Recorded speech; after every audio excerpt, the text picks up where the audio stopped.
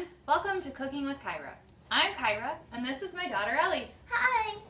Today we're going to be making Valentine popcorn, but first we're going to read a story called Snail Mail. Snail Mail by Samantha Berger. Pictures by Julia Patton. Sorry. A long time ago, but not really that long ago, before email and texting, clicking and sending, mail was delivered in a much different way, a much slower way. It was called snail mail. Many suspected it was called snail mail because snails delivered it. Snails like Dale Snail, Gale Snail, Colonel McHale Snail, and Umberto.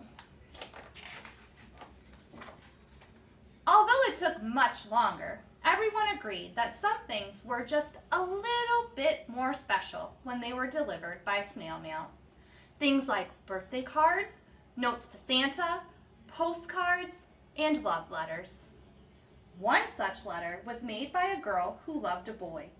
It was a card made with her own hands, written in her own handwriting, and sealed with her own kiss. It even smelled a little bit like her. It had to be delivered by snail mail. The letter had a long way to go. It would start on one side of the country where the girl lived and would travel across to the other side where the boy lived. It was a very big journey, especially for a snail. They knew it would be a challenge. They knew there would be many risks. But when they saw the girl's face as she mailed her letter, they knew they had to try. You see her giving the letter to the little snails? Mm-hmm. Dale Snail looked determined. Gale Snail looked ready. Umberto looked like he had been working out. "Snails, take your places," said Colonel McHale Snail. The four snails each slithered underneath a corner of the envelope and carefully lifted it up. Barely. "On your marks, get set, go!" commanded Colonel McHale Snail. It was a slow-mo go. Slowly, slowly, slowly, they inched forward. "Remember the snail mail promise," said the colonel. "Neither rain, nor snow, nor heat, nor hail will stop a snail from bringing the mail." They started their journey by crossing the desert. There was bright golden light in the day and a sea of silver stars at night. There were spiky, prickly plants and giant building block rocks. The envelope kept them shaded from the hot sun and protected them from all kinds of curious creatures. Do you see a curious creature? No. Oh, yeah, there he is. Is that a fox? Kind of looks like a fox. Steadily, they made their way through red rock canyons with dripping sand castles and rippling dunes. And though they were very tired and very thirsty, the whole time they chanted their snail mail motto: "Neither snow, nor rain, nor heat, nor hail will stop a snail from bringing the Mail." Good job. Next, they trekked over vast mountains and through thick pine groves, past shimmering cool lakes and sweet green meadows. And every day they saw a rainbow, sometimes even a double rainbow. The sunsets were so breathtaking. Even Colonel McHale had tears in his eyes, but he insisted it was only allergies.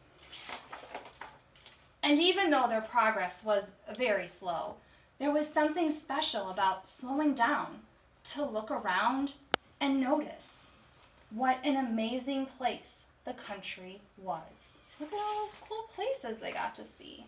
Jackson Hole and Slowpoke Lane and Yellowstone and Mount Rushmore. Yellowstone. Yeah. They wound their way through cornfields and crossed flat lands. They used the envelope to surf on the wind and to catch rides with the sparrows.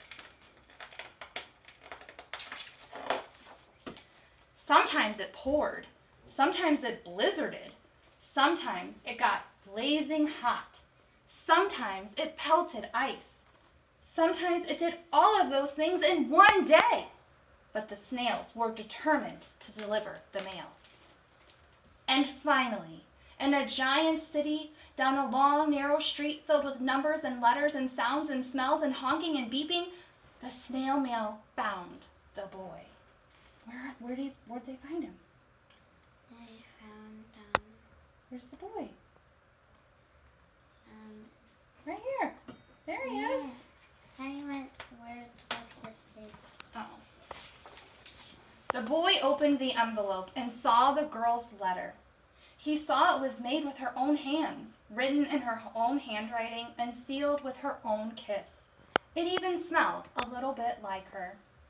When the snails saw the boy's face as he opened the letter, they knew their journey was worth it. And there was also a letter waiting for them. It was from the United States Snail Mail Office.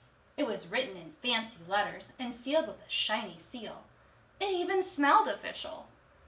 Inside, they found a letter congratulating them and 4 golden medals for good service. It was something they could have only gotten through snail mail. Neither snow, nor rain, nor heat, nor hail could stop those snails from bringing the mail. So they headed home to tell their tale. Only not slowly at all, because snail mail finally got an airplane. Now they can go fast. Maybe you could try sending a special note to a friend or a loved one for Valentine's Day through snail mail this year. That would be fun, right? Uh-huh. All right, friends, now that we've read our story, we're going to get started on our Valentine's popcorn. First, we're going to go over our ingredients and our supplies. You should have received a bag from New Lenox Public Library with your ingredients contained inside. First, you should see a bag of popcorn, a bag of pink chocolates, Yummy. red chocolates, Yummy. a bag of sprinkles, Super yummy. and a box of conversation hearts. Bestest yummy. Good job. For our supplies, we will need 2 microwave-safe bowls, 2 spoons, and a baking sheet. If you don't have a baking sheet, then tinfoil or parchment paper will also work for this. Now that we know what our ingredients and supplies are, we're all set to get started making Valentine popcorn. So the first thing you'll have to do is microwave your popcorn. You can do that according to the directions on the bag. About 1.5 minutes is probably good. Then dump out about half of the bag onto your parchment paper or your tin foil. And just make sure that we're not going to get any. This is just to make sure we popped all those kernels. We don't want to put any unpopped kernels into our melted chocolate. For our melted chocolate, we're going to put our chocolate bits into the bowl, microwave it for 1 minute, take it out and stir it, and then microwave it for another 30 seconds, take it out and stir it, and you should have melted chocolate. And then you want to do that for your pink chocolate and your red chocolate. And then we're going to take our popcorn, and you could do this by your hand. We're just going to put it in a bowl. Yeah. Easier than We're going to kind of coat it with the pink chocolate. What about the red chocolate? That's a surprise. I'm just going to stir it up. Ooh, ooh. Want to try? Stirring it. Chocolate on the popcorn. It kind of gets a little messy. Alright. So we stirred it all up. And we're going to take it and we're going to dump it back out onto our parchment paper, baking sheet. It's okay. We can get it later. Not a big deal. Those got really coated. Yeah. And then we'll take our red chocolate. And Drizzle it. drizzle it, yeah. Want to help? You want to pour? Yeah? Okay, watch your hands. Pour it on there. Woo! Drizzle. Drizzle. Drizzle. Ooh. Alright, and now, while the chocolate is still melted, we want to add, we're going to sprinkle on our sprinkles and add some of our candy hearts. Can I do this part? You sure can. I want to add all the sprinkles. Alright.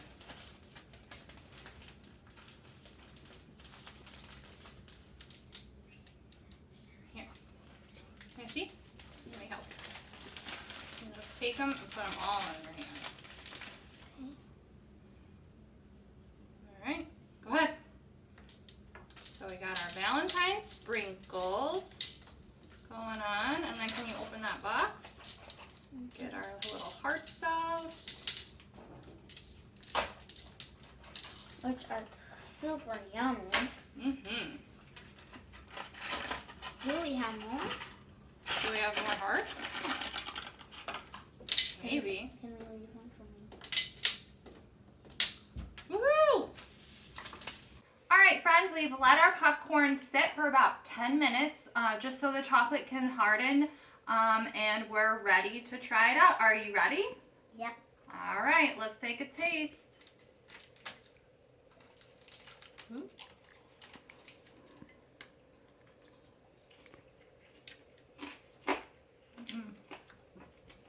Super sweet. Oh, it is super sweet. Just like you.